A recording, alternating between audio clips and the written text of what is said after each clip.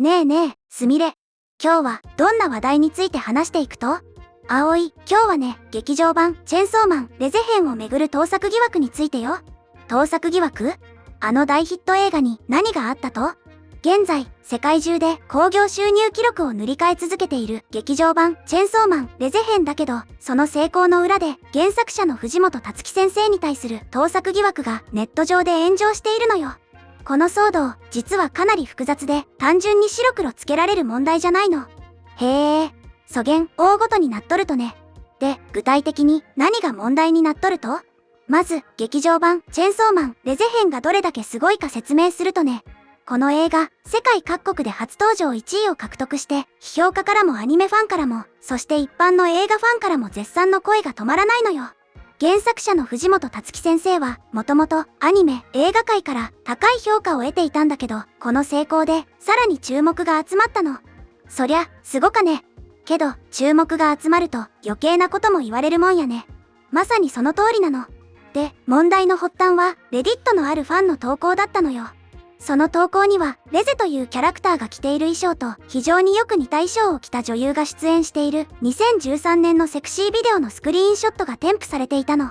え、セクシービデオ？それってマジで？そうなの。最初は冗談のつもりで投稿されたんだけど、これがきっかけで大騒ぎになったのよ。普通ならこういうのは単なる偶然として済まされるはずなんだけどね。なんでそげん騒ぎになったと？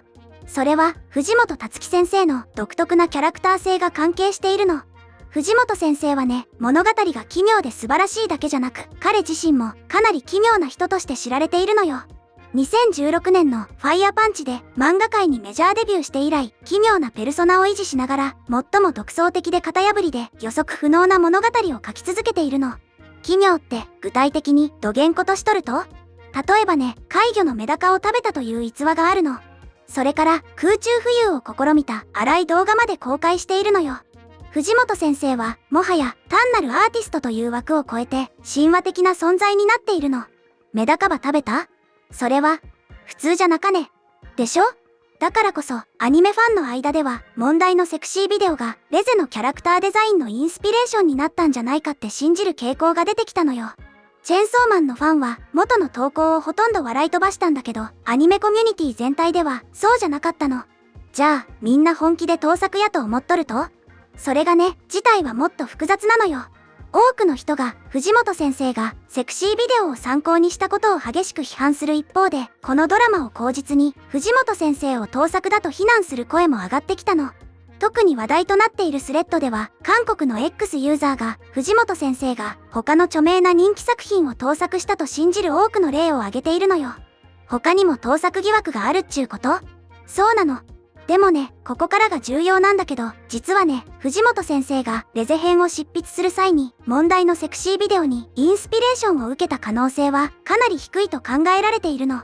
なぜかというと、レゼの衣装はレゼ編が刊行されていた2010年代半ばから後半にかけて日本でかなり流行していたスタイルだったのよ。ああ、そういうことか。流行しとった服装やったとね。そうなの。日本のクリエイターが偶然アメリカの無名セクシービデオに出会って、そのインスピレーションを受けて数年後に衣装を借りるなんて到底ありえないことなのよ。もし仮にそうだったとしても批判を受けるべきではないと思うの。確かにそれは無理があるね。で、他の盗作疑惑はどげんなっとると？より深刻な非難はチェンソーマンの作者が自身の作品において他の知的財産を盗用したと信じる人々から来ているのよ。でもね、問題となった最初のスレッドは藤本作品における他の作品への言及がいくつかあることを示した以外、あまり多くの点を明らかにしていないの。言及？それって盗作とは違うっちゃないと？その通りなの。ここが本当に大事なポイントなのよ。実は藤本タツキ先生は自身のインスピレーションを隠さないアーティストなの。自称映画ファンである藤本先生はチェンソーマンシーズン1のオープニングにお気に入りの映画への言及を散りばめているのよ。へえ、それは知らんかったばい。藤本先生の作品には人気漫画から無名の海外映画まであらゆるものが織り込まれているの。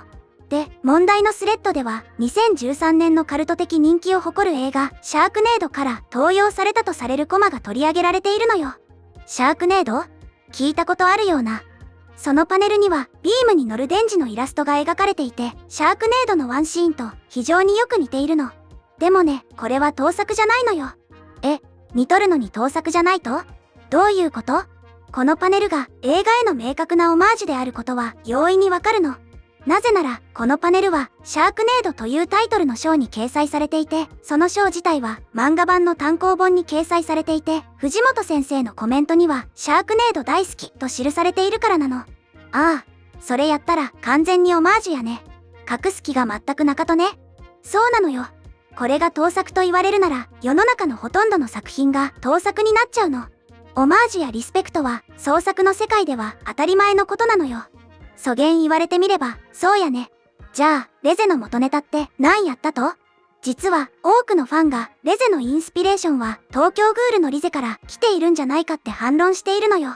藤本先生が、同業者の漫画家からインスピレーションを得たのか、それとも、無名のアメリカのセクシービデオからインスピレーションを得たのかを考えると、より可能性の高いシナリオが明らかになるでしょ？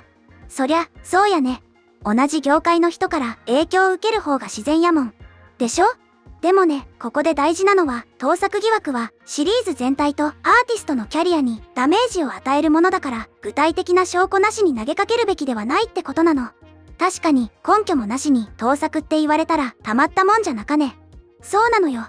もしオンライン上の言説が一般の観客を納得させて彼らを遠ざけてしまったら、チェンソーマンの未来は危うくなるかもしれないの。それは悲しかね。古言面白い作品がなくなるとは。そしてネット上の反応も、これは完全に言いがかりだろ。藤本達樹は昔からオマージュやパロディを隠さないスタイルだよ。シャークネードの件なんて章のタイトルにまでしてるのに盗作とか笑えるといった藤本先生を擁護する声が多数上がっているの。まともな人も多いとやね。一方で、でも本当に参考にしたんじゃないの？クリエイターはもっと慎重であるべきという意見もあるのよ。でもね、東京グールのリゼ説が一番自然でしょ。名前も似てるし。セクシービデオ説は無理がありすぎる。時系列的にも服装の流行的にもといった冷静な分析をする人も多いの。みんないろいろ考えとるとやね。で、ここでみんなにお願いがあるの。もしこの動画が面白いなって思ったら、ぜひチャンネル登録とグッドボタン、高評価を押してね。で、話を戻すけど、映画、テレビ番組、音楽など何らかのエンターテインメントが過度に人気になると、すぐにドラマが生まれるのよ。そして現在チェンソーマンはアニメ業界の頂点に君臨しているの。人気があるけん余計な注目も集まるっちゅうことやね。まさにそうなの。でもね、アニメファンが制作者を非難する前に、その主張を裏付ける確かな根拠があるかどうかを改めて考えてみるのが賢明だと思うのよ。確かに証拠もなしに叩くとはよくなかね。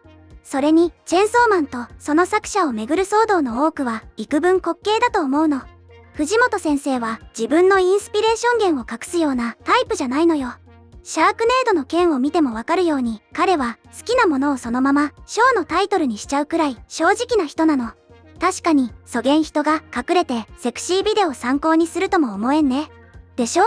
もし本当に参考にしてたとしても、きっと堂々とこのセクシービデオ最高とか言っちゃうタイプだと思うの。それは藤本先生ならありえるかもね。あと今回の騒動で改めて思ったのは、オマージュと盗作の違いをしっかり理解する必要があるってことなの。オマージュは元の作品へのリスペクトを込めて、それを自分の作品に取り入れること。それに対し盗作は元の作品を自分のオリジナルだと偽って使うこと。全然違うでしょ？全然違うばい。藤本先生のはどう見てもオマージュやね。そうなのよ。藤本先生は自分が影響を受けた作品を隠さないし、むしろ積極的に見せているの。これは盗作とは正反対の姿勢なのよ。そう考えると今回の騒動って何やったとやろうね。それはね、成功者に対する嫉妬や話題になりたいという欲求、それから単純な誤解が混ざり合った結果だと思うの。チェンソーマンがあまりにも成功しすぎて、何か荒探しをしたい人が出てきたんじゃないかな。人間って嫌な生き物やね。でもね、この騒動が逆に藤本達樹先生のファン層を強固にした面もあると思うの。本当のファンは藤本先生の創作スタイルを理解しているから、こんな疑惑には動じないのよ。確かに本当のファンやったらそげんことわかっとるもんね。そうなの。今回の騒動で東京グールのリゼ説が改めて注目されたことで、藤本先生と他の漫画家とのつながりや漫画家同士の影響関係について議論が活発になったのはいいことだと思うの。クリエイター同士の影響って面白そうやね。とても面白いのよ。クリエイターは孤立して作品を作っているわけじゃなくて、お互いに影響を与え合いながら成長していくものなの。藤本先生もたくさんの作品から影響を受けて、それを自分なりの形で消化させてチェンソーマンを作り上げたのよ。そう考えると創作ってもっと自由なもんやったとやね。その通りなの。創作の自由を守るためにも根拠のない盗作疑惑は避けるべきなのよ。もし本当に問題があるなら法的手段を取るべきで、ネット上で根拠のない噂を広めるべきじゃないの。そりゃそうやね。法律があるとやけん。それにね、今回の騒動を見て思ったのは、ファンの力ってすごいなってこと。多くのファンが藤本先生を擁護して冷静な分析を提供してくれたおかげで、騒動が大きくなりすぎずに済んだと思うの。ファンの鏡やね。でしょ？でもね、同時に気をつけなきゃいけないのは、ファンだからといって盲目的に擁護するんじゃなくて、事実に基づいて判断することが大事だということなのよ。それも大事やね。ファンやけん何でも許すっちゅうわけにはいかんもんね。そうなの。もし本当に藤本先生が何か問題のあることをしていたら、それは指摘すべきなの。でも今回の場合はどう考えても盗作とは言えないケースだったから、多くのファンが擁護に回ったのよ。なるほどね。バランスが大事っちゅうことやね。まさにその通り。こんな根拠のない疑惑に惑わされずに、ぜひ映画館で見てほしいなって思うわね。そうやね。変な噂に惑わされんで、自分の目で確かめることが大事やね。ということで、今日は劇場版チェンソーマンレゼ編をめぐる盗作疑惑とその真相について見てきたけど、みんなはどのように思ったかな？今回の動画の感想は下のコメント欄で教えてね。もしこの動画が役に立ったと思ったら高評価とベルマーク、チャンネル登録まだの方はチャンネル登録もよろしくお願いします。ではまた次回の動画でお会いしましょう。すみれの最新動画は左、おすすめ動画は右です。どちらも見てくれると嬉しいな。